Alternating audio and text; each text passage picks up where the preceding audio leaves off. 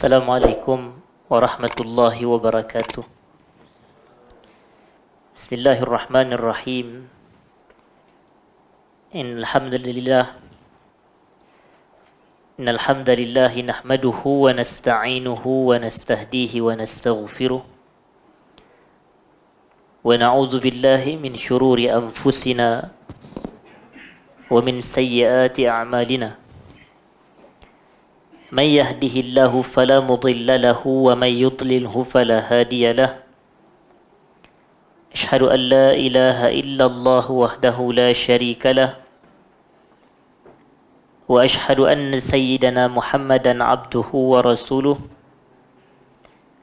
اللهم صل وسلم وبارك على حبيبنا وسيدنا محمد وعلى آله وأصحابه وعلى من سار على نهجه إلى يوم الدين أما بعد. Yang saya hormati seluruh jawatan kuasa pengurusan Baitus Salam,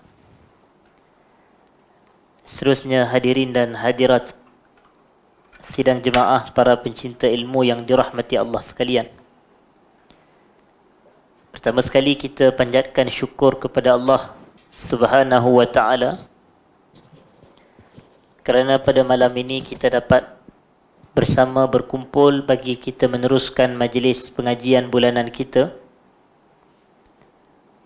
pada membahaskan kitab yang bertajuk Mukhtasar Zadil Ma'ad fi Hadi Khairil Ibadi sallallahu alaihi wasallam, iaitu ringkasan ke atas kitab Zadul Ma'ad yang ditulis oleh Al-Imam Ibn Al-Qayyim rahimahullahu ta'ala. Dan pada malam ni kita nak memasuki satu subtopik yang baru, iaitu fasal yang ke-12 hadirin dan hadirat.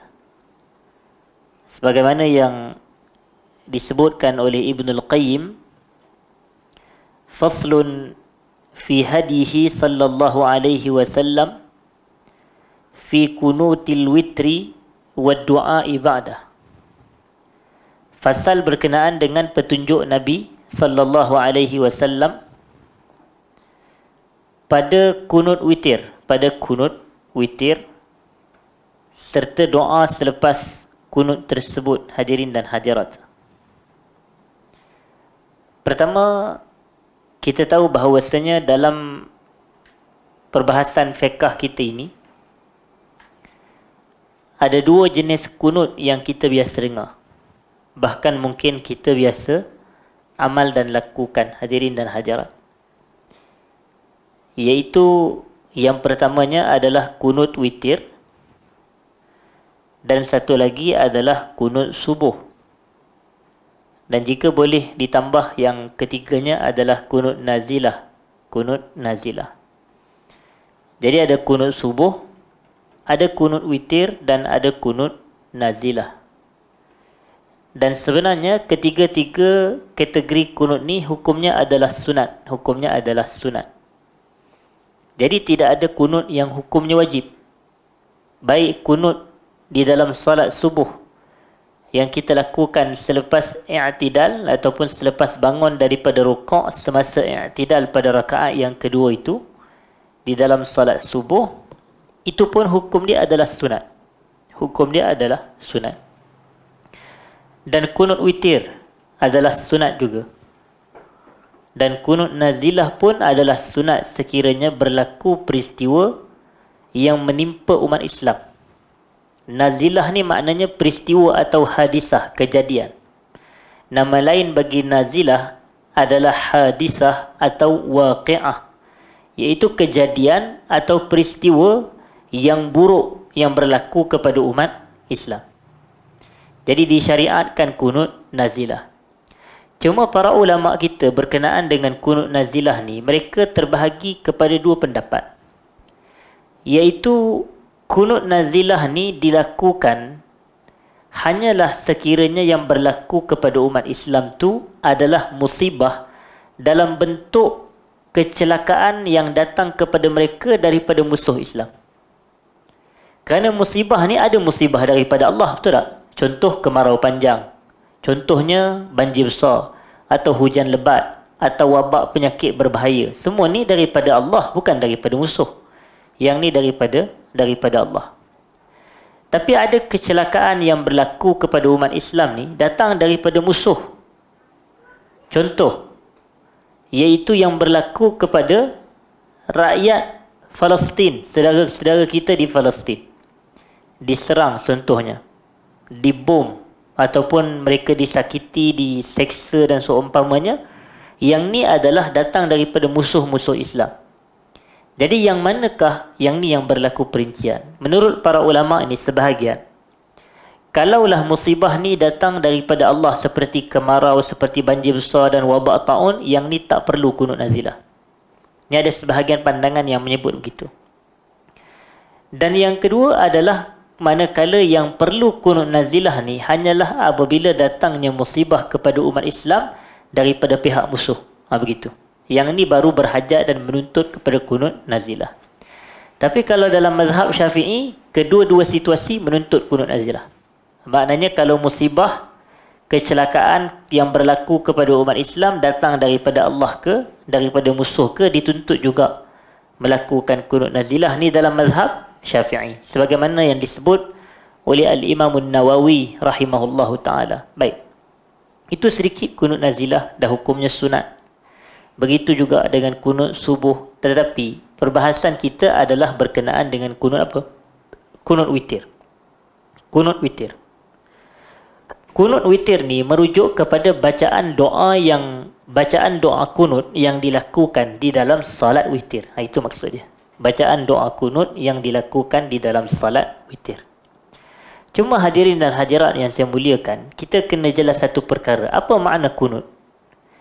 Walaupun saya sebut kunut adalah doa, tetapi satu noktah penting, kunut ni sebenarnya ia adalah doa campur pujian. Doa campur dengan pujian. Maknanya kalaulah doa tu adanya permintaan, doa tu merujuk kepada permintaan lah. Permintaan, dan ada je ataupun adanya pujian.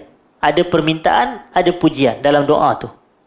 Itulah doa kunut. Maknanya itu pun dah mencukupi untuk dinamakan doa kunut.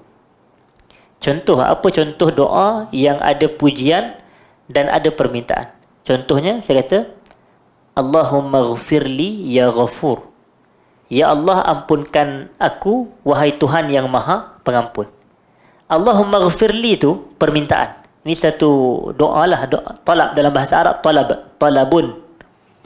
Manakala Ya Ghafur adalah puji. Ingat, bila kita sebut Allah dengan nama dan sifat dia, itu puji Allah tu. Itu maknanya sebab yang kita sebut tu yang maha pemurah, yang maha penyayang. Pujilah tu. Macam kita kata, di hadapan saya ni seorang lelaki yang dermawan. Pujilah. Dermawan tu sifat dia, nama dia, gelaran dia. Jadi dermawan tu sifat yang terbaik. Hadirin dan hadirat. Jadi bila kita kata Ya Ghafur, Ya Tawwab, Ya Rahim, itu puji Allah. Itu maksud dia. Jadi memuji Allah ni termasuk dalam perbuatan memuji Allah dengan menyebut nama dan sifat-sifat Allah Subhanahu wa ta'ala. Jadi kalau ada orang kata, contoh, kalau Sami Allahu liman hamidah, contoh dia kata, Allahumma ghafirli ya ghafur, ataupun Allahumma arhamni ya rahim, Allahumma tub alayya ya tawwab, contoh. Rabbi habli, contoh. Ya wahab, contoh. Dia ada permintaan, dia ada pujian. Yang tu pun telah dianggap dia telah membaca kunut. Begitu. Dia telah membaca doa kunut. Kalau macam untuk solat subuh lah. Macam untuk solat subuh. Macam kita katalah, dia bermazhab Syafi'i contohnya. Dan memang orang kata dia kuat ikut mazhab Syafi'i. Kemudian dia pergi ke Mekah, ke Madinah, ke salat di Masjidil Haram atau Masjid Nabi sallallahu alaihi wasallam. Imam tu salat subuh tak baca doa kunut. Jadi adakah dia, kalau betul dia nak berpegang dengan keyakinan mazhab Syafi'i dia, boleh tak dia tetap nak mendapatkan fadilat doa kunut, dan boleh tak dia nak kekal terus mengikut imam? Kita kata boleh. Macam bila imam Sami Allahu liman hamidah, imam di sana tak baca doa kunut. Jadi dia baca Rabbana lakal hamdu, contoh. Tapi kita ni, kalau dia kata dia mazhab Syafi'i, maka dia pun Rabbana lakal hamdu Allahumma ghafirli ya ghafur, ataupun Allahumma arhamni ya rahim. Yang tu pun telah mendapatkan dia, mencukupi untuk dia membaca doa kunut. Itulah dianya. Kerana doa kunut adalah gabungan antara puji dan minta, permintaan dan pujian kepada Allah Subhanahu wa taala. Dan apa yang saya sebutkan ni sebenarnya asas dalam mazhab Syafi'i. Bahawasanya itulah sifat doa kunut yang mencakupi talab, permintaan dan sana. Sana adalah pujian. Hadirin dan hadirat. Begitu satu. Dan apa lagi yang kita nak sebut berkenaan ni, bahawasanya hukum dia adalah sunat. Cuma saya nak fokus kepada kunut witir, hadirin dan hadirat. Berkenaan kunut witir, ulama kita berbeza kepada beberapa pendapat.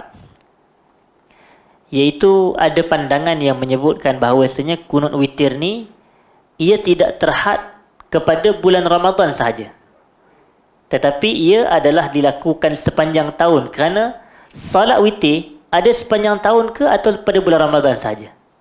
Kalau ikut sepanjang tahun. Macam malam ni pun kita dituntut juga untuk buat solat witir, bukannya bulan Ramadan sahaja. Kerana kan ada hadis daripada Nabi sallallahu alaihi wasallam yang mana baginda menyatakan innallaha witrun yuhibbul witra fa'autiru ya ahlal Quran.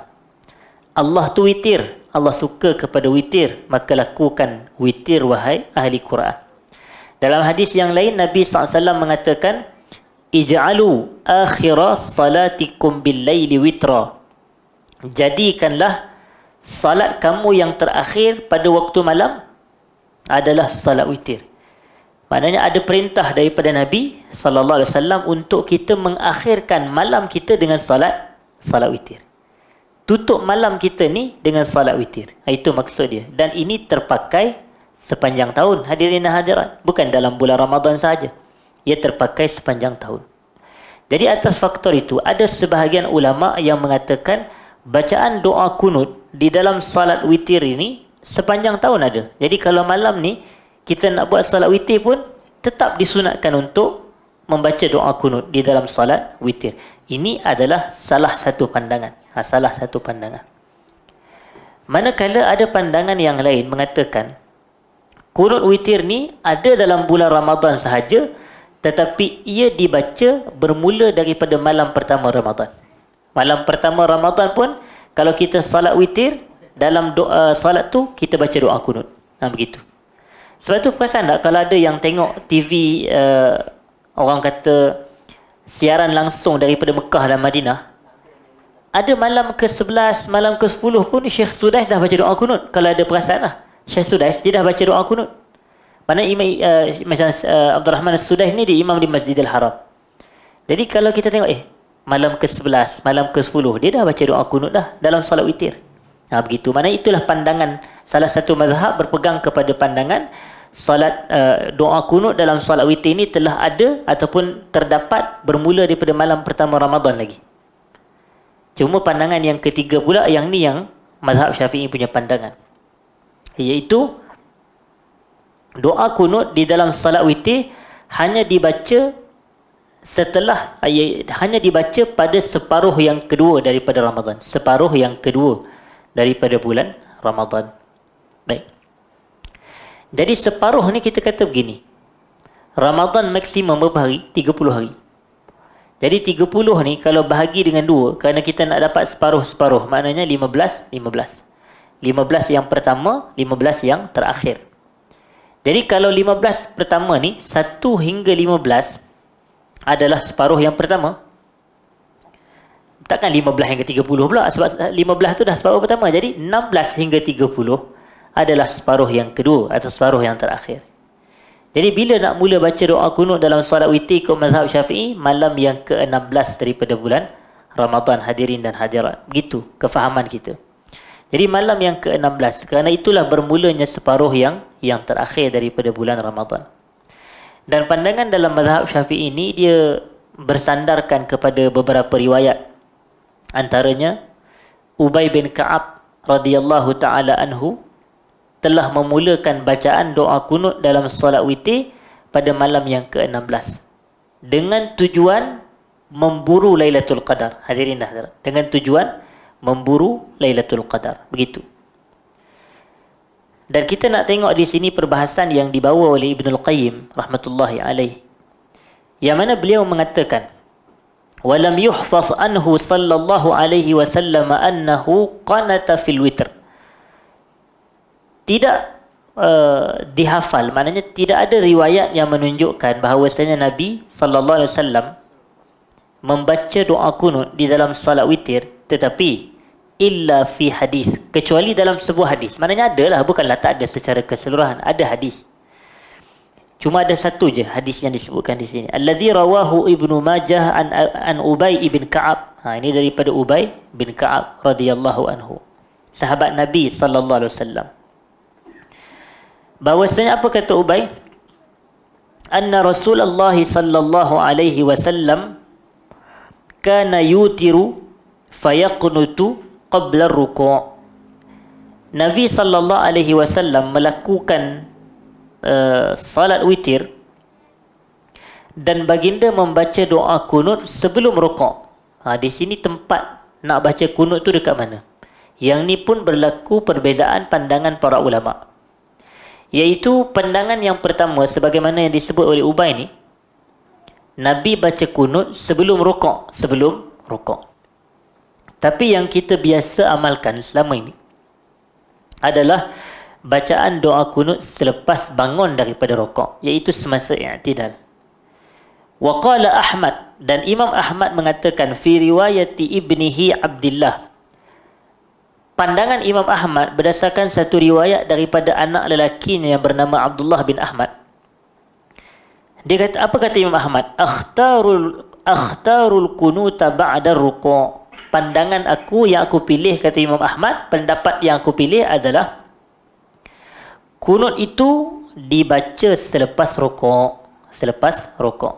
Dan inilah yang diamalkan oleh kita, hadirin dan hadirat. Bahkan kalau ikut kepada pengikut-pengikut Hambali di Mekah, di Madinah, begitulah yang mereka lakukan, bacaan doa kunut selepas bangun daripada rukuk. Dan kemudian kata beliau lagi rahmatullah, ataupun disebutkan di sini, anna kulla syai'in sabata 'anil nabiy sallallahu alaihi wasallam fil qunut innama huwa fil fajri lamma rafa'a ra'sahu min ar-ruku' wa kunutul witri akhtaruhu ba'da ar-ruku'. Baik, dia kata apa? Sesungguhnya setiap hadis yang sabit daripada Nabi SAW berkenaan dengan doa kunut ni, ia berlaku di dalam salat subuh. Ini pandangan yang disebutkan di sini. Ketika mana Nabi SAW bangun daripada rukuk, iaitu selepas rukuk lah. Dan menurut pandangan yang disebutkan di sini, wa kunutul witri, dan kunut witir, akhtaruhu ba'da rukuk. Pandangan yang aku pilih adalah ia dilakukan selepas daripada kita bangun daripada rukuk. Baik. Kemudian ada riwayat, hadirin dan hadirat, berkenaan dengan bacaan dan lafaz doa kunut yang kita nak baca di dalam salat apa? Salat witir ini. Kata Ibnul Qayyim rahmatullahi alaih, wa qad rawa Ahmadu wa ahlus sunan. Imam Ahmad dan ahlus sunan. Ahlus sunan ni kebiasaannya merujuk kepada pemilik kitab sunan yang 4. Kerana kita ada kutubus sittah, betul tak? Kutubus sittah ni 2 sahih, 4 sunan. Begitu. 2 yang sahih tu adalah Sahihul Bukhari yang pertama sekali. Yang keduanya Sahih Muslim. Dan 4 sunan tu adalah Sunan Abi Daud, Sunan An-Nasai, Sunan Ibnu Majah, dan juga Sunan At-Tirmidzi ataupun Jami' At-Tirmidzi. Jadi ini sahibus sunan, pemilik kitab-kitab sunan yang 4. Baik. Dan disebutkan di sini min hadisi Al-Hasan bin Ali. Siapa Al-Hasan? Cucu Nabi sallallahu alaihi wasallam, Al-Hasan bin Ali. Kerana Nabi ni dia ada 2 cucu ni yang disifatkan sebagai Sayyidah Syababil Jannah. Sayyidah Syababil Jannah. Kedua-duanya adalah ketua bagi segala anak muda dalam syurga. Maknanya ketua bagi para pemuda syurga ni adalah Al-Hasan dan Al-Husain. Kedua-duanya adalah Al-Hasan dan Al-Husain. Hadirin dan hadirat. Dan hadis kita ni diriwayatkan oleh Al-Hasan. Ada orang kata, Ustaz, nama Hasan Husain ni nampak macam hampir sama. Hasan Husain ke mudah begitu? Seronok je lah letak nama anak Hasan Husain. Adakah mereka kembar? Ini soalannya. Adakah mereka kembar? Jadi jawapannya tidak. Maknanya Hasan ni abang, Husain adalah adik. Hadirin dan hadirat. Maknanya mereka bukan kembar. Mereka adalah abang dan adik. Hasan adalah abang, manakala Husain adalah adik. Baik. Jadi sebahagian bertanya, siapakah yang lebih afdal antara Hasan dan Husain? Tapi kita kena jelas dahulu, bukan makna kalau kita kata Hasan tu afdal, Husain tu buruk. Bukan, jangan salah faham. Afdal kan antara yang baik dan yang lebih baik. Dia bukan antara baik dan buruk, tapi antara baik dan yang lebih baik. Jadi jawapannya adalah Al-Hasan bin Ali lebih afdal berbanding adiknya Al-Husain bin Ali radhiyallahu ta'ala anhum ajma'in. Kenapa? Kerana ada hadis yang menyebutkan, kalaulah tadi, hadis ni tadi yang saya bacakan tadi, kedua-dua Hasan dan Husain ni adalah Sayyida Syababil Jannah. Ketua bagi segala penghulu, ketua bagi segala pemuda dalam syurga. Maknanya disebut perkataan Sayyid untuk Al-Husain ni di syurga. Maknanya di akhirat lah. Tapi untuk Al-Hasan, ada satu hadis yang mana Nabi SAW pernah sebut. Nabi kata, Inna bni hadha Sayyid. Sesungguhnya anak lelakiku ini adalah Sayyid. Nabi merujuk kepada cucunya Al-Hasan. Cucunya Al-Hasan. Dan hadis itulah yang menjadi sandaran sebahagian ulama kita. Boleh tak anak ni ataupun seorang cucu bin kepada datuk? Jawapannya boleh. Hadis tu Nabi panggil Hasan sebagai anak aku. Jadi sebab itulah ada fatwa pandangan yang para ulama dia nak sebut. Dia kata kalau macam isu anak luar nikah sebagai contoh, yang mana dia tak boleh nak bin kepada bapa dia kalau ikut kepada majoriti mazhab. Jadi boleh tak dia nak binkan kepada datuk dia, iaitu ayah kepada mak dia? Kerana mak tu memang betul mak dia lah. Tapi bapa tu tak boleh dan dinasab kepada dia, sebab yang ni adalah air mani yang keluar daripada luar pernikahan. Jadi sedangkan istilah kebapaan tu istilah mulia, istilah agama. Maknanya mesti daripada nikah. Mesti daripada nikah. Mana nak jadikan kita ni bapa kepada anak kita ni, maknanya berhajat kepada kemuliaan ikatan hubungan tu. Maknanya perkahwinan. Kalau tidak, mudah-mudah je tak siapa-siapa orang, pak dia bapa. Begitu. Itu antara yang ketat sedikit lah dalam mazhab sebahagian kita ini. Jadi mereka kata boleh nisbah kepada datuk. Maknanya boleh bin kepada datuk. Kerana Nabi SAW pernah sebut, Inna bni hadha Sayyid. Anak lelakiku ini adalah Sayyid. Wa sayuslihullahu bihi baina fi'ataini azimataini minal muslimin. Dan Allah akan mendamaikan dua kelompok muslimin yang berbalah dengan Al-Hasan. Jadi Al-Hasan inilah yang mendamaikan antara dua kelompok orang Islam yang berbalah, iaitu pengikut-pengikut kepada Muawiyah ibn Abi Sufyan dan juga pengikut-pengikut kepada bapaknya, iaitu Ali bin Abi Talib. Jadi Nabi sifatkan Husain tu Sayyid di akhirat, tetapi Nabi sifatkan Hasan ni Sayyid dunia akhirat. Begitu hadirin hadirat, ketua dunia akhirat. Jadi atas faktor inilah para ulama kita mengatakan Al-Hasan lebih afdal. Dan hadis ni diriwayatkan oleh Al-Hasan bin Ali radhiyallahu anhuma. Qala, beliau berkata, Allamani Rasulullah sallallahu alaihi wasallam kalimat aquluhunna fi kunutil witr. Rasulullah sallallahu alaihi wasallam pernah mengajarkan kepada aku beberapa kalimah untuk aku membacanya di dalam kunut witir. Begitu. Allamani Rasulullah. Dan di sini kita dapat lihat betapa beradabnya keturunan Nabi sallallahu alaihi wasallam dengan Nabi sallallahu alaihi wasallam.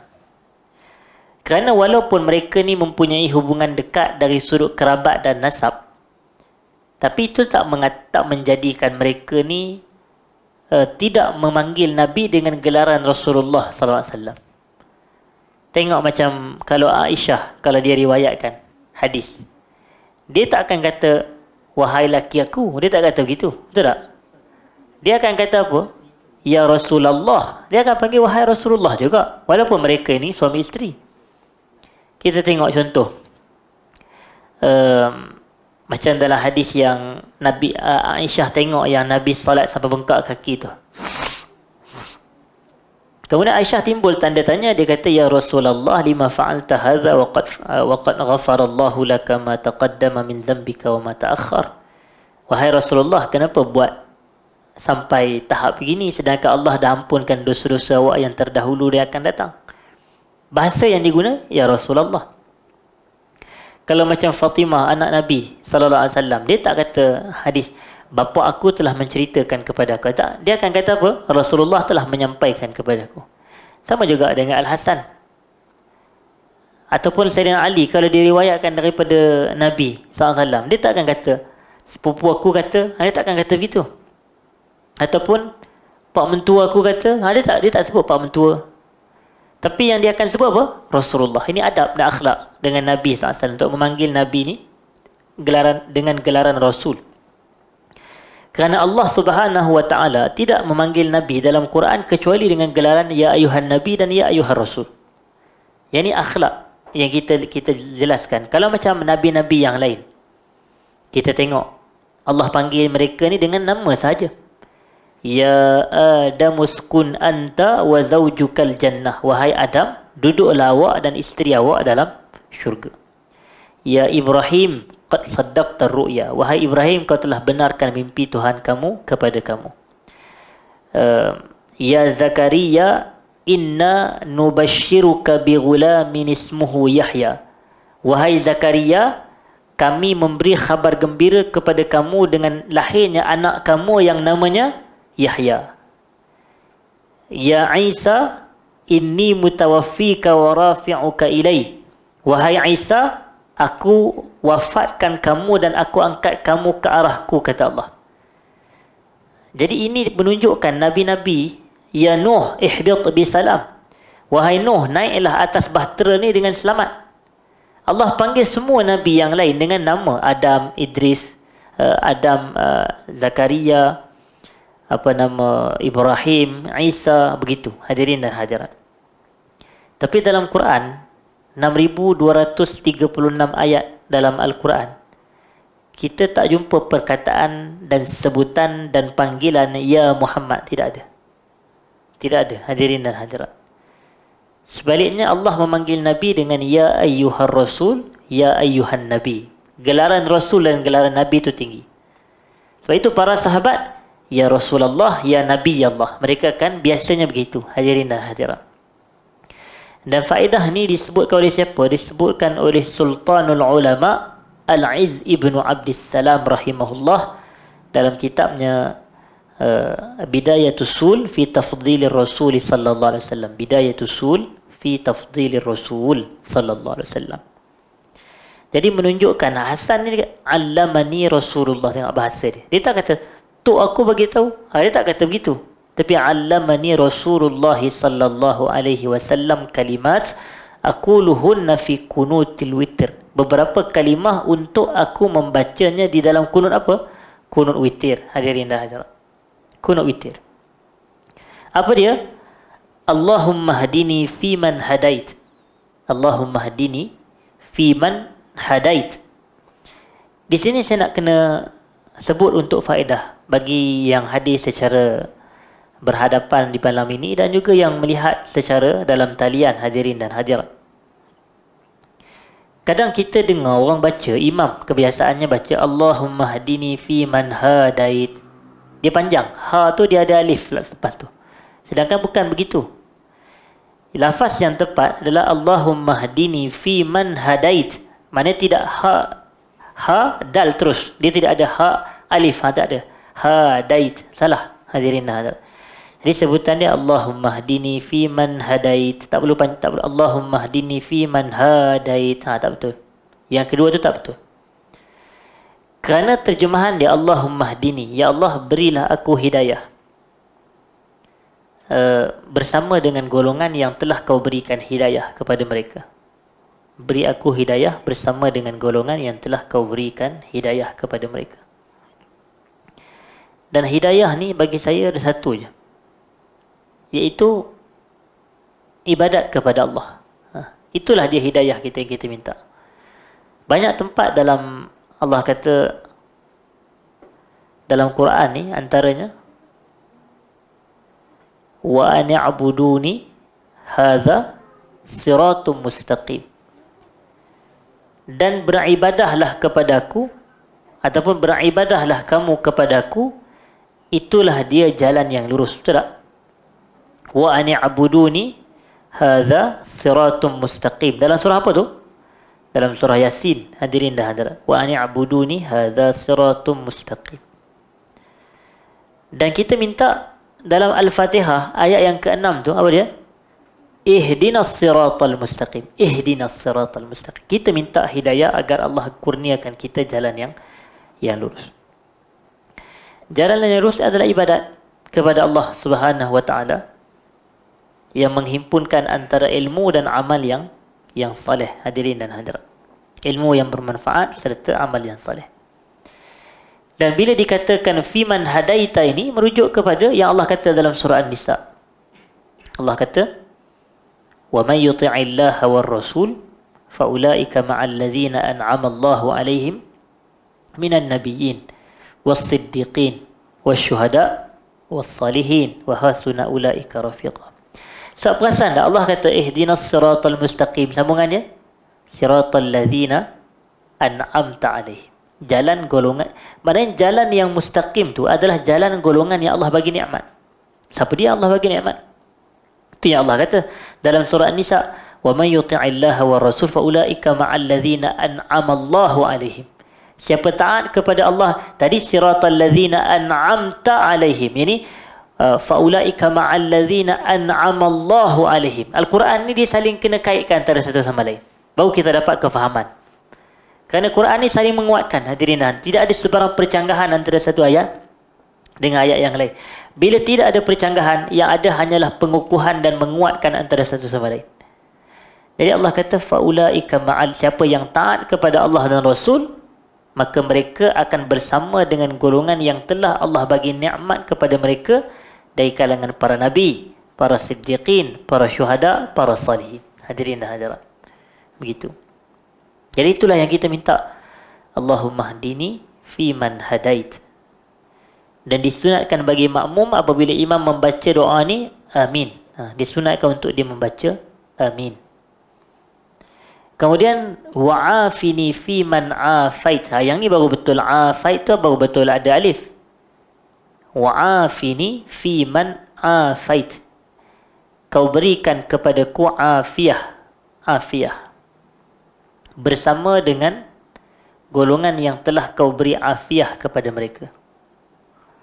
Dan afiyah ni adalah kesejahteraan daripada malapetaka. Hadirin dan hadirat. Sebab tu bila kita ni, orang tanya sihat ke, kita kata sihat wal afiat. InsyaAllah sihat wal afiat. Tapi biarlah sebutan betul kan. Wal afiat betul lah. Sihat wal afiat. Apa dia wal afiat? Jadi salah. Kadang orang kita ni walapiat. Itu lain tu. So orang kita ni fa apa dipakannya. Kan banyak paman, mana boleh faman sakulat. Paman tu pakcik. Betul ke? Jadi ini paman. Kadang baca Quran ni tak boleh dengan dialek kita punya ni, latar belakang kena ikut Arab. Kena baca bahasa Arab. Begitu. Hadirin dan hadirat. Afiat adalah kesejahteraan daripada bala bencana. Nas'alullah al-afwa wal-afiyah.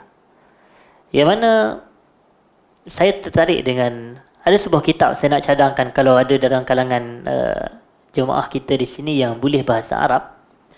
Saya cadangkan untuk membaca kitab Syarah Doa Kunut, tajuk dia. Syarah Doa Kunut. Ada kitab syarah doa kunut ditulis oleh Fadilatul Allamah Muhammad bin Saleh Al-Utsaimin rahimahullah. Syekh Muhammad bin Saleh Al-Utsaimin rahimahullahu taala. Sangat baik dan kitab yang sangat-sangat nipis sebenarnya. Bayangkan betapa hebatnya para ulama kita ni. Tulis kitab nipis, faedahnya banyak, hadirin dan hadirat. Macam kadang kalau kita tengok penulis-penulis buku ni, dia tulis buku tebal, jenuh kita nak mengeluarkan faedah, tak jumpa, hadirin dan hadirat. Ada yang buku, kan perasan tak buku-buku yang jenis-jenis hipster zaman sekarang ni? Bukanlah ini contoh je. Kalau kita tengok kat kedai-kedai yang buku 50 kata-kata hikmah artis sekian, contoh, ada kan ada tu, tapi tak rasa boleh artis mana kan? Kan ada 50 kata hikmah. Kalau kita buka ni, yang atas ni kosong je. Ada satu, saya mencintai kamu. Itu je ayat dia. Kemudian muka surat berikutnya pula, Allah kita kata. Tak apa faedahnya, tapi buku tebal. Ayatnya sikit je. Betul tak? Pernah jumpa tak buku-buku gitu? Kena banyak pergi MPH ke popular, jumpa lah buku-buku gitu. Jadi kita tengok Allah kita kata. Kenapa? Maknanya buku tebal tapi faedah tak banyak. Tapi kalau buku yang syarah doa kunut ni nipis je. Faedah dia begitu banyak. Dan apa kata penulis kitab syarah doa kunut? Dia kata, afiat yang kita minta ni daripada dua kategori penyakit dia kata. Penyakit ni dia kata ada dua. Yang pertama penyakit zahir, penyakit zahir. Dia kata penyakit zahir ni penyakit jasad, penyakit jasad. Yang kedua adalah penyakit lawan kepada zahir apa?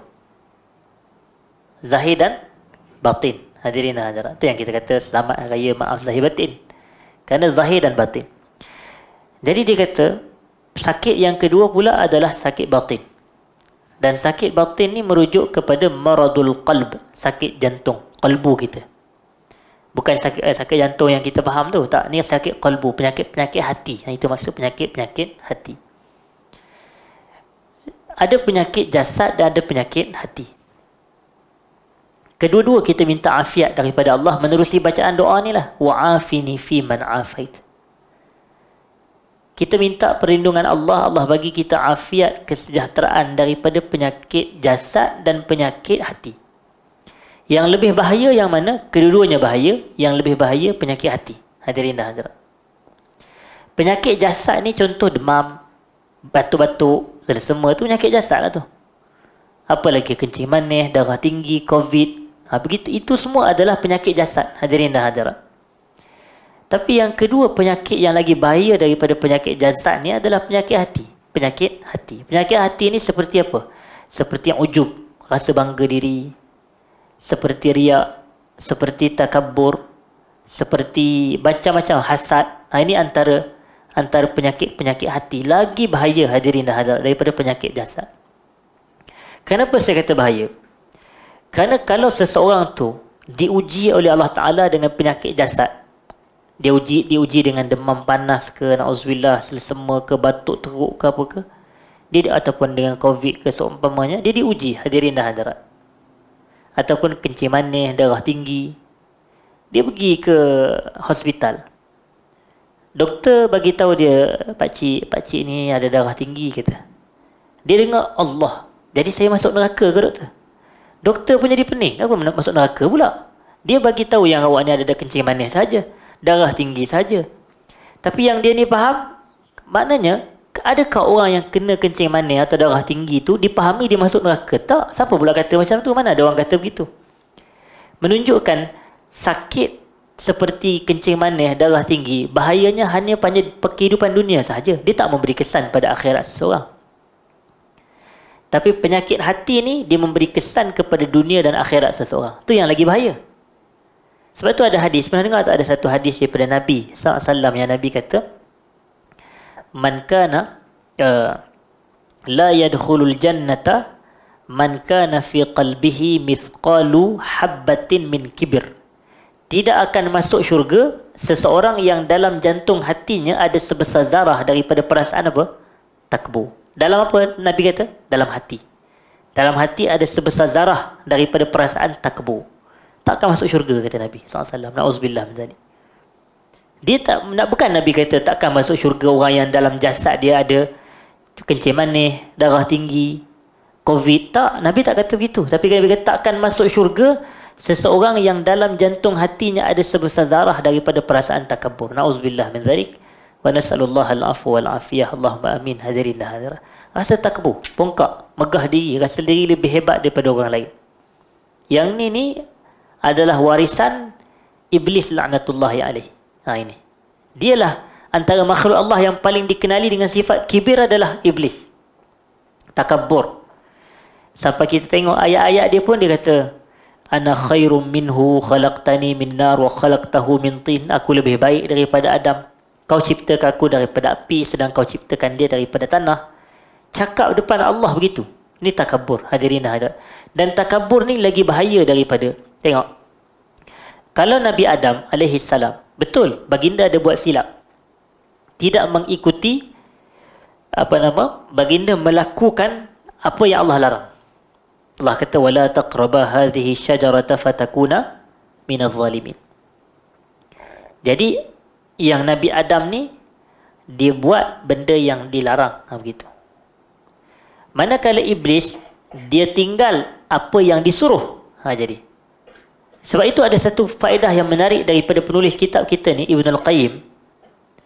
Saya kata Masya Allah ke atas Ibn Al-Qayyim ni, penulis kitab Zadul Ma'ad fi Hadi Khairil Ibad ni. Dia ayat-ayat dia begitu bermanfaat, hadirin dan hadirat. Ayat-ayat dia kalau kita baca dan teliti, dan lagi bagus kalau kita ni, bagi yang boleh membaca dalam bahasa Arab, cuba baca tulisan-tulisan Ibn Al-Qayyim dalam bahasa Arab. Kita akan dapati yang Ibn Al-Qayyim ni betapa keluasan ilmu satu, tapi ketinggian akhlak. Ketinggian akhlak itu yang ramai yang tak ada pada hari ini, hadirin dan hadirat. Keluasan ilmu mungkin ada, kekuatan hafalan mungkin ada, tetapi ketinggian akhlak. Jadi dia katakan, hadirin dan hadirat, buat satu faedah, yang manakah yang lebih bahaya antara buat perkara yang Allah larang atau tinggal perkara yang Allah suruh. Jadi Ibn Al-Qayyim kata yang lebih bahaya adalah yang meninggalkan perkara yang Allah suruh, berbanding buat benda yang dilarang. Buat benda yang dilarang pun berdosa dan bahaya, tapi yang lagi bahaya daripada itu adalah meninggalkan suruhan Allah. Kemudian Ibn Al-Qayyim mendatangkan hujah. Dia kata tengok antara iblis dengan Adam AS. Iblis dia buat salah, Adam pun buat salah. Tapi yang mana satu Allah terima taubat mereka? Jawapannya Adam dan tidak iblis. Kerana Nabi Adam ni dia buat benda yang dilarang, tapi iblis dia tinggal apa yang Allah suruh, lagi bahaya. Sebab tu para ulama bahas antara melakukan zina, na'udzubillah min zalik, dan meninggalkan salat fardu, yang mana lagi besar dosa dia. Nampak? Sebab kalau melakukan zina, na'udzubillah min zalik, dia adalah melakukan perbuatan yang Allah larang, buat benda yang Allah tak bagi. Tapi kalau meninggalkan salat, kita tinggalkan benda yang Allah suruh. Lalu Ibn Al-Qayyim dia kata, kalau kita buat benda yang dilarang, ini nama dia syahwat. Ini nama dia syahwat. Tapi kalau kita tinggalkan apa yang disuruh, yang ni namanya istikbar, menyombong dan sombong dan takabur. Na'udzubillah min dzalik.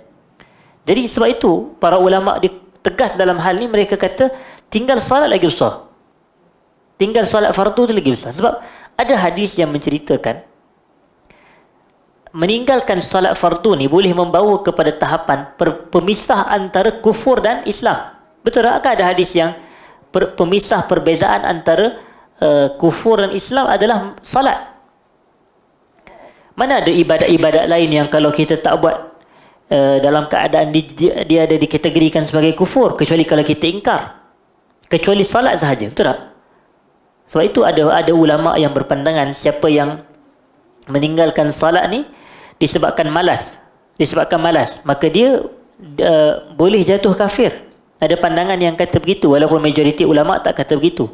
Jumhur tidak berpegang dengan pandangan begitu, kecuali kalau dia jahid. Jahid ni makna dia kalau dia ingkar pensyariatan salat. Yang ni semua orang sepakat.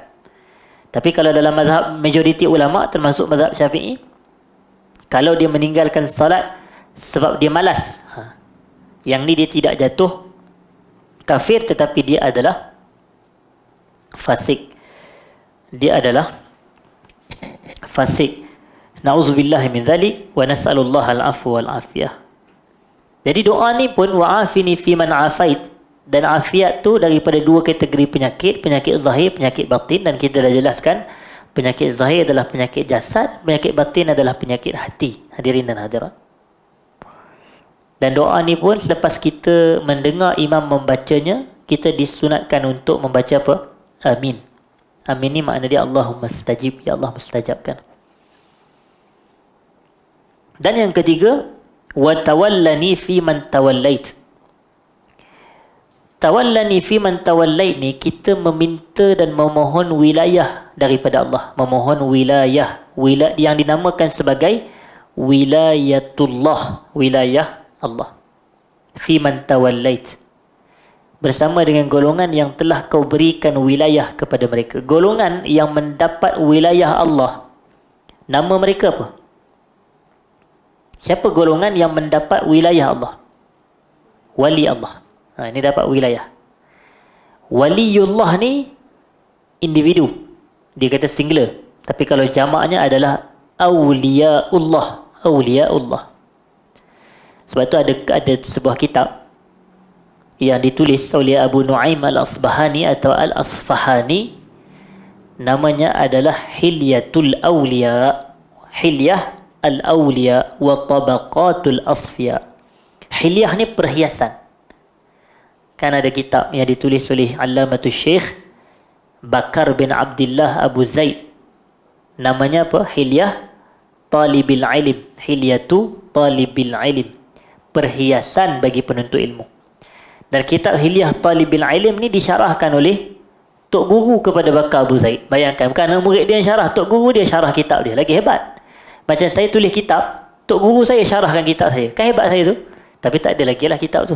InsyaAllah, in the future insyaAllah.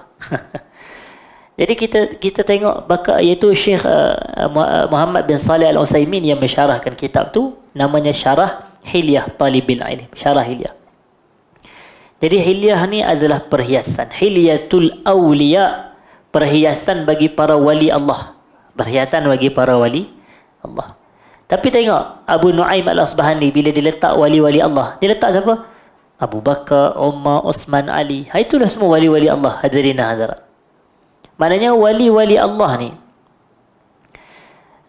dia mesti ada dua ciri. Yang pertama beriman, yang kedua bertakwa kepada Allah. Siapa je yang beriman dan siapa sahaja yang bertakwa kepada Allah, maka dia adalah wali Allah. Tapi saya tanya, keimanan kita ni sama ke satu sama lain? Kita kata tak sama. Begitu juga dengan tahap kewalian pun tak sama. Kerana macam kita tahu, iman kita ni macam contoh. Kan ada hadis yang Nabi kata, lawuzina imanu Abi Bakrin ala imani ahli al-ard larajah. Kalaulah ditimbang iman Abu Bakar dengan iman seluruh penduduk bumi pada zaman dia, berat lagi iman Abu Bakar. Maknanya iman manusia tak sama. Termasuk seluruh penduduk bumi yang ada pada zaman itu, Umar, Osman, Ali. Maknanya kalau nak dibuat comparison antara iman Abu Bakar lebih lagi daripada. Tapi adakah Abu Bakar wali Allah dan Umar bukan wali Allah? Tak, semuanya wali Allah. Cuma berbeza tingkatan dan darjat. Begitu maksud dia. Kerana ciri-ciri wali ni mesti ada dua, iaitu iman dan takwa kepada Allah. Macam yang Allah Ta'ala sebut dalam surah Yunus. Dalam surah Yunus. Ayat saya tak ingat 62, 63 ke apa ayat dia. Yang mana Allah kata, ala inna awliya Allahi la khawfun alaihim walahum yahzanun allazina amanu wa kanu yattaqun.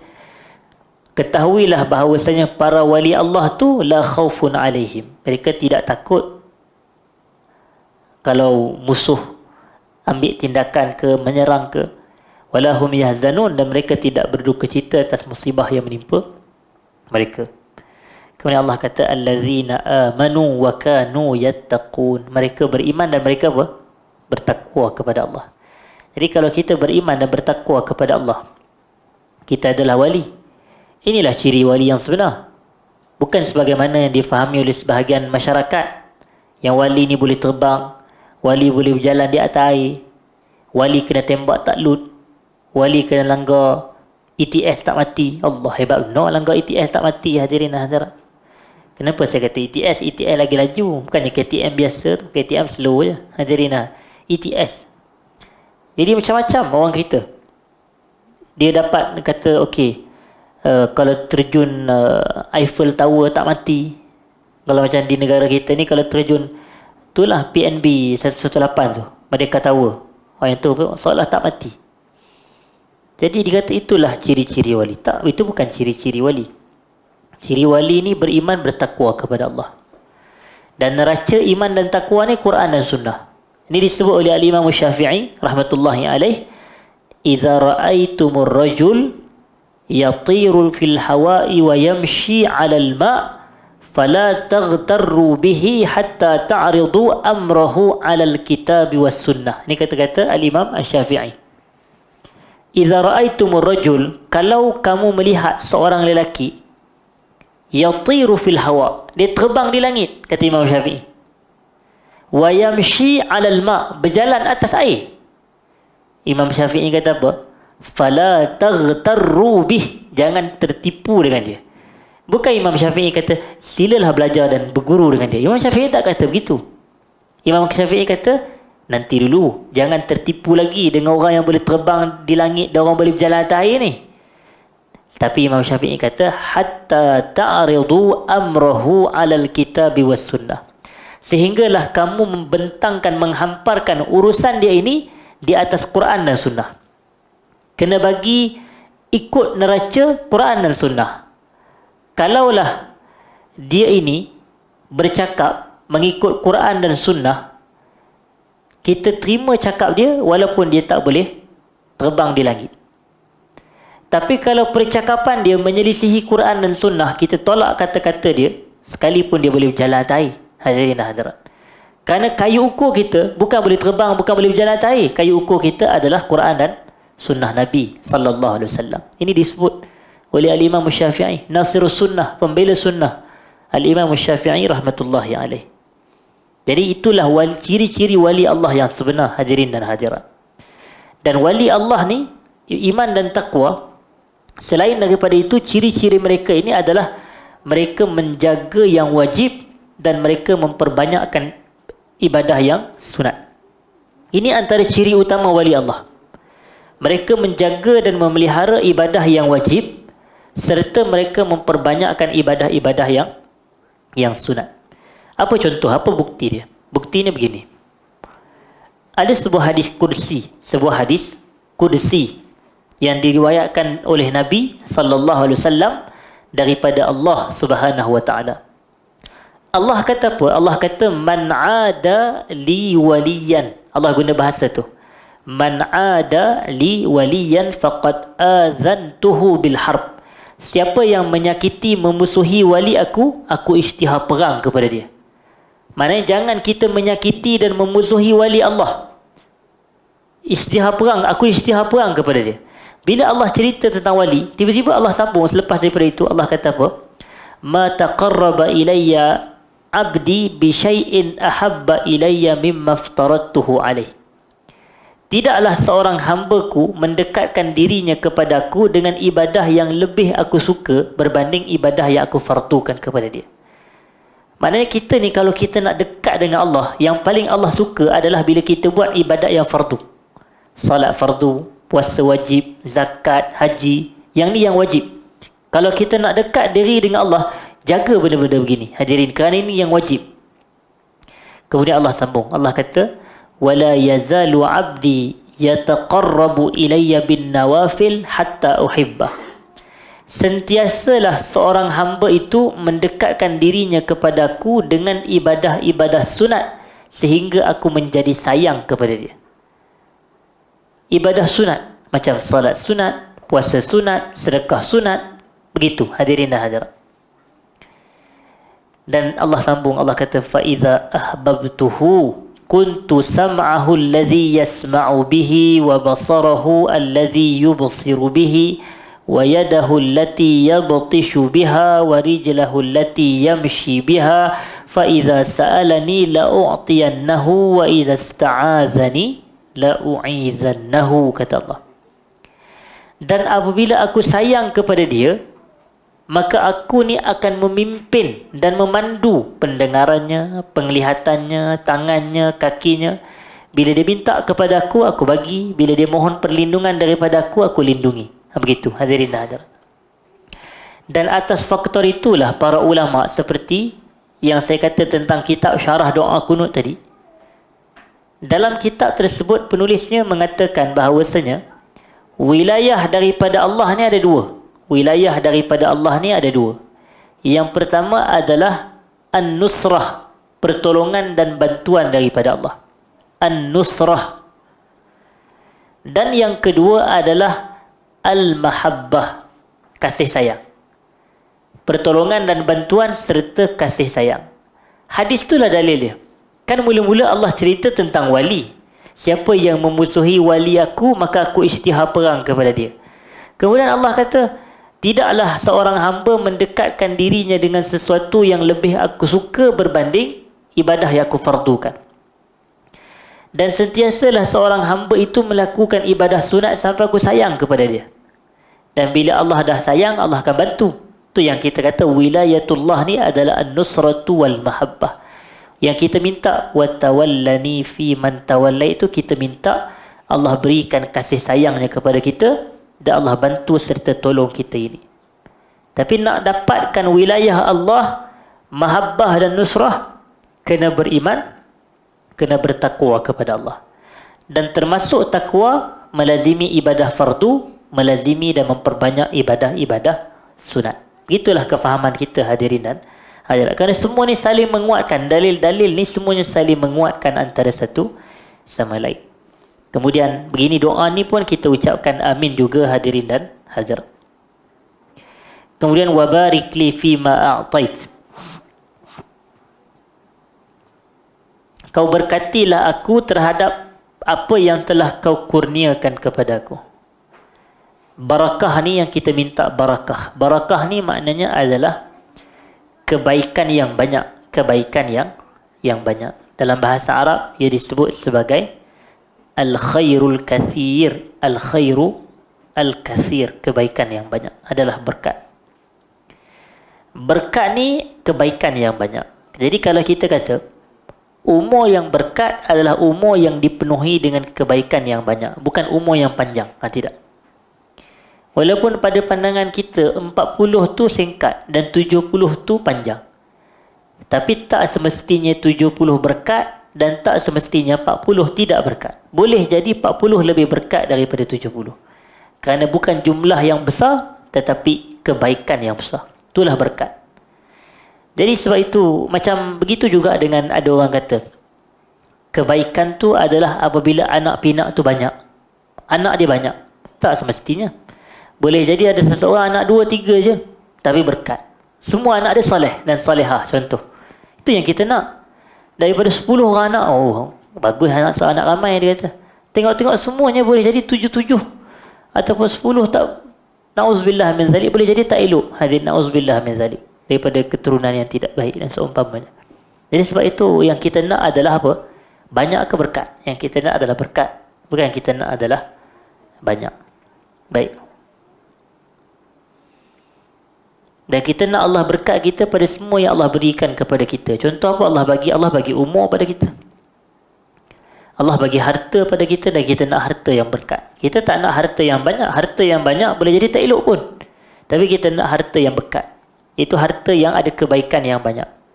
Contoh ada seorang ni, Allah bagi dia, harta dia dalam 100,000. Orang lagi satu, harta dia 100 juta. Kalau sudut pandang kita, mesti kita nampak yang 100 juta tu lagi baik, lagi bagus. Tak. Tapi yang 100,000 ni, dia selalu sedekah. Dia gunakan harta di jalan ketaatan kepada Allah.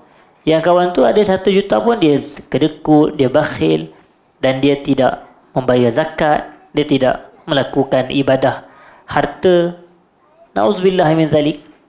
Jadi yang mana lebih berkat? Sebenarnya yang 100,000 tu lagi berkat berbanding yang 100 juta, hadirin hadirat. Maknanya berkat bukan pada banyak, tapi berkat pada kebaikan. Berkat pada kebaikan yang digunakan pada harta benda atau pada perkara yang Allah kurniakan kepada kita. Dan doa ni yang keempat ni pun kita aminkan.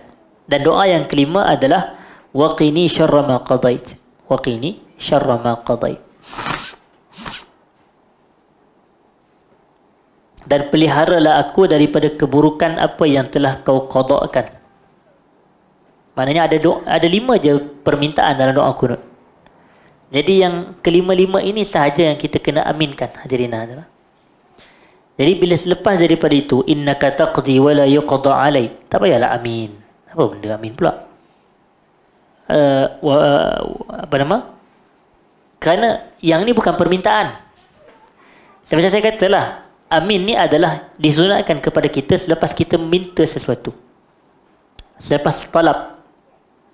Bila kita baca innaka taqdi wa la yuqda alaik, sesungguhnya engkau adalah Tuhan yang menjatuhkan hukuman dan tidak dijatuhkan hukuman kepadamu. Ada tak permintaan kat situ? Tak ada kan? Ini statement. Sesungguhnya engkau adalah Tuhan yang menjatuhkan hukuman dan tidak dijatuhkan hukuman kepadamu. Tiba-tiba ada orang belakang, amin. Kan jadi pelik tu. Kalau kita faham bahasa Arab lah. Dan kalau kita faham, kemudian dia kata apa dia?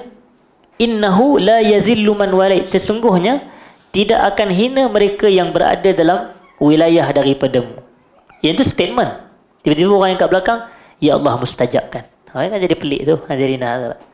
Sebab itu benda ini pun ditegur oleh asatizah kita dan ilmuwan kita. Dan saya ingat pada beberapa tahun yang lepas, sebelum Covid, Syekh Mustafa Al-Bugha hafizahullah ta'ala, Mustafa Diba Al-Bugha hafizahullah ta'ala, masih hidup sehingga hari ini. Salah seorang daripada penulis kitab Al-Fiqhul Manhaji. Al-Fiqhul Manhaji itu kan kitab yang masyhur kita biasa dengar. Ala manhaj, ala mazhab Al-Imam Syafi'i. Salah seorang penulisnya adalah Fadilatul Syekh Mustafa Dib Al-Bugha hafizahullah. Beberapa tahun lepas dia ada datang ke negara kita. Dan saya sempat ikuti majlis pengajian tu di dalam talian, hadirin dan hadirat. Dia tegur lah. Dia kata, aku dapati di Malaysia ni, kalau imam baca doa kunut, semua tempat tu orang kita makmum aminkan. Dia kata tak perlu. Dia kata amin ni hanya pada 5 tempat saja. Pada Allahumma hdini fi man hadait, wa afini fi man afait, wa tawallani fi man tawallait, wa barik li fi ma atait, wa qini syarra ma qadait. Itu saja. Tapi yang fa innaka taqdi wa la yuqda alaik wa innahu la yazillu man walait wa la ya'izzu man adait tabarak rabbi wa ta'alait, yang ini tidak ada perlu diaminkan, hadirin dan hadirat.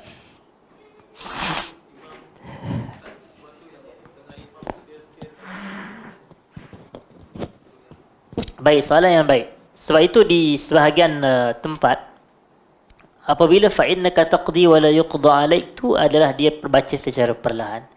Tetapi sebenarnya isu ni dalam kalangan Syafi'iyah sendiri pun khilaf. Sebahagian mereka cenderung bahawasanya dibaca kuat pada keseluruhannya. Maknanya fa innaka taqdi pun dibaca kuat. Manakala sebahagian ulama Syafi'iyah yang lain berpendapat bahawasanya diperlahankan. Kedua-duanya ada pandangan. Dalam mazhab Syafi'i pun ada 2 pendapat dalam isu ni. Jadi sebenarnya kalau kita memilih untuk baca kuat pada keseluruhannya, itu adalah salah satu qaul mazhab. Dan kalau kita memilih nak baca perlahan tu, itu pun pendapat mazhab juga. Jadi kita tak keluar pun daripada mazhab, hadirin dan hadirat. Jadi maknanya di sini boleh dibaca, cuma makmum kena ada kefahaman. Sebenarnya kalau imam membaca kuat, makmum kena ada kefahaman bahawasanya amin tu hanya pada 5 permintaan itu sahaja, sampai kepada waqini syarra ma qadait. Waqini syarra ma qadait ni, saya nak, sebelum saya tutup, hadirin dan hadirat, kita tahu bahawasanya ada satu hadis yang Nabi kata wasyarru la yunsabu ilaik, dan keburukan tak boleh dinisbahkan sama sekali kepadamu ya Allah. Mana boleh nisbah keburukan kepada Allah? Sebab tu tuan-tuan biasa dengar istilah yang orang kita dah sebut, kalau yang baik tu datang daripada Allah dan yang buruk datang daripada diri saya. Kita tak boleh kata yang buruk datang daripada Allah, walaupun hakikatnya segala yang berlaku tu adalah daripada Allah. Tapi kerana ada hadis yang menyebut wasyarru la yunsabu ilaik, tak boleh nisbah keburukan kepada Allah. Tapi hadis ni kan Nabi kata waqini syarra ma qadait. Adakah Nabi kontradik? Tak, mustahil Nabi kontradik. Jadi yang kita kena betulkan adalah kefahaman kita. Bukan hadis tu yang diperbetulkan. Orang kita ni kadang-kadang bila dia baca hadis yang dilihat pelik, dia nak pergi berbetulkan hadis tu. Padahal yang kita kena betulkan dulu adalah apa? Kefahaman kita, cara nak faham hadis tu yang paling utama. Kalau kedua-dua hadis sahih, kalau hadis tu satu palsu, satu sahih, mudahlah kita reject yang palsu ni. Kita tak payah nak pening-pening kepala dah. Yang ni bertembung kepada dia hadis palsu dengan hadis sahih, dia jadi pening. La ilaha illallah, tinggalkan hadis palsu tu. Maknanya gunakan hadis sahih. Jadi itu kaedah kita. Tapi ni ada dua hadis yang mungkin kita nampak adanya percanggahan. Jadi kita kena betulkan kefahaman kita dulu. Jangan nak ubah pula hadis tu. Betulkan kefahaman kita. Jadi kefahaman dia begini. Nabi dalam doa kunut yang Nabi ajar kepada Hasan ni, waqini syarra ma qadait, Nabi tak nisbah keburukan kepada Allah. Kalau nisbah keburukan kepada Allah, Nabi akan kata waqini syarra qadaik. Begitu. Ayat tu dia akan jadi lafaz macam tu. Tapi kalaulah Nabi kata waqini syarra ma qadait, yang ni bukan nisbah keburukan kepada Allah. Kita tahu begini. Qada Allah. Qada ni ketetapan Allah lah. Walaupun sebahagian ulama membezakan qada dengan qadar, tapi sebahagian yang lain mengatakan qada dan qadar tu sama aja. Ada khilaf lah dalam isu ni. Qada Allah, ketetapan Allah ni semuanya adalah apa? Baik ke buruk? Semuanya baik. Ketetapan Allah ni semuanya baik. Maknanya atas sekali ni baik. Kalau kita buat gambar rajahan, atas sekali qada Allah semua baik. Tapi qada Allah ni datang dalam dua pecahan.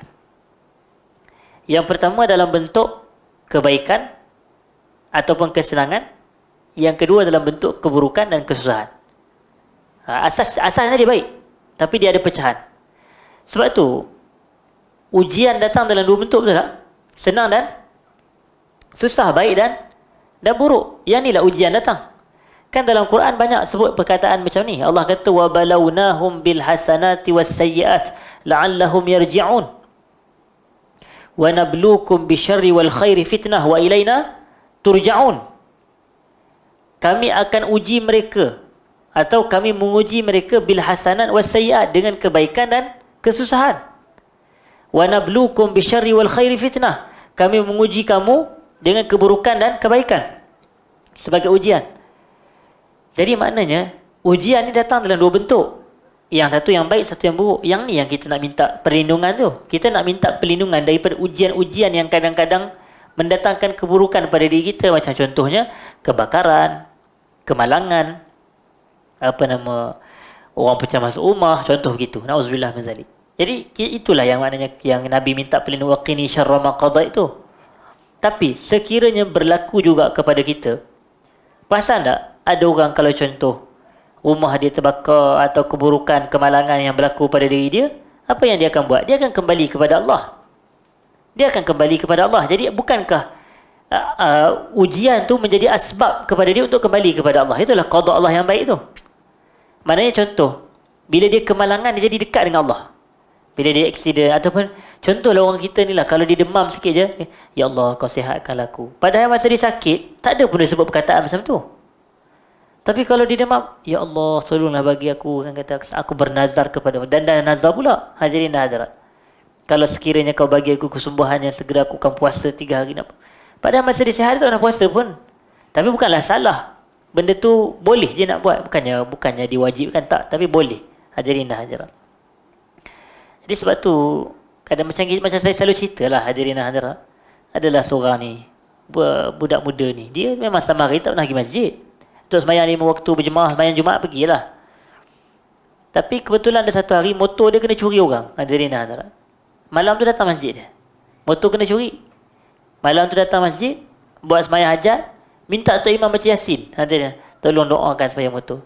Selama hari tak nak buat. Tapi bila dia buat begitu, maknanya menggambarkan bila ada keburukan berlaku kepada dia, dia akan kembali kepada Allah. Itu yang hujung-hujung tadi Allah kata wa ilaina turja'un la'allahum yarji'un. Kepada kami kamu akan dikembalikan, mudah-mudahan kamu kembali kepada kami. Allah kata dalam surah Ar-Rum, zaharal fasadu fil barri wal bahri bima kasabat aydin nas liyudhiqahum ba'da allazi 'amilu la'allahum yarji'un. Telah muncul kerosakan di darat dan di lautan disebabkan kejahatan tangan manusia. Manusia buat jahat, Allah bagi dia rosak. Allah balas balik. dan liuziqahum ba'dal supaya Allah nak bagi rasa apa yang mereka buat.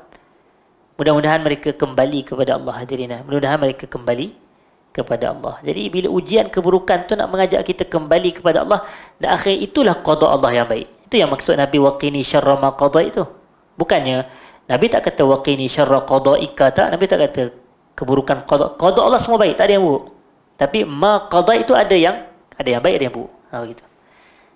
Ini faedah yang saya dapat daripada syarah doa kunut ditulis oleh Syekh Muhammad bin Salih Al-Utsaimin rahmatullahi alaih. Baik.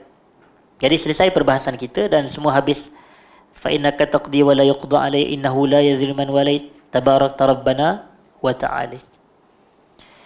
Hadirin dan hadirat, selesai perbahasan itu, insya-Allah kita akan sambung kuliah kita pada kuliah yang akan datang pada 2 minggu lagi insya-Allah.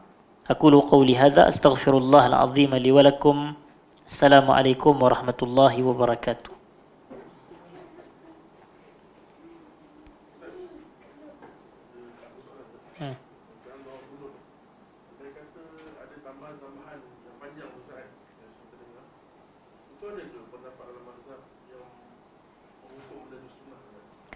Sebenarnya bacaan doa kunut yang kita sebutkan tadi, Allahumma hadini fi man hadini, salah satu bacaan. Kerana ada bacaan-bacaan lain yang dibaca dalam doa kunut juga, dan ada bacaan tu yang datang daripada Nabi, dan ada bacaan yang doa kunut yang datang daripada para sahabat. Jadi sebab itu digabungkan. Sebab tu kalau kita tengok macam bacaan doa kunut yang dibaca di Masjidil Haram oleh imam-imam Mekah tu, imam-imam Masjidil Haram, kan kita tengok dia akan baca panjang. Dia akan baca bacaan yang panjang, dan bacaan-bacaan tu kebanyakannya maksur. Maknanya kebanyakannya ada maknanya bacaan yang warid, maknanya bacaan yang ada riwayat daripada salaf. Sama ada para sahabat atau Nabi SAW membaca tu. Jadi tidak ada masalah sama sekali untuk kita baca dan dilebihkan selain daripada doa yang ni. Maknanya ini salah satu doa kunut ataupun bacaan doa kunut yang dibaca. Dan ini ada sambungan dia dalam, insya-Allah kita akan sambung dalam, tak habis lagi pun sebenarnya perbahasan kita. Kita akan sambung dalam kuliah akan datang insya-Allah.